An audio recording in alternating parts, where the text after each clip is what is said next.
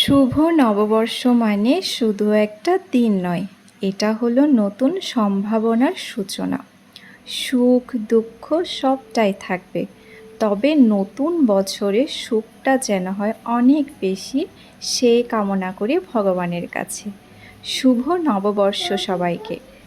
সকালে স্নান সেরে নতুন শাড়ি পরে বসে পড়লাম আমার গোপালকে নতুন রূপে সাজাতে। আজ গোপালকে ফুলের সাজে সাজাবো, তাই আগে ফুল দিয়ে পোশাকটা তৈরি করে নিলাম। এবার গোপালকে স্নান করিয়ে দিয়ে দিলাম আমার আনাড়ি হাতের একটু রং তুলির ছোঁয়া। পোশাকটা পরিয়ে গোপালকে আসনে বসিয়ে দিলাম। তোমরাই বলো তো আজ আমার গোপালকে কেমন লাগছে? আজ আমার মনটা খুব খুশি, কারণ নিজের হাতে তৈরি করা পোশাক দিয়ে গোপালকে সাজিয়ে নতুন বছরটা শুরু করতে পেরে।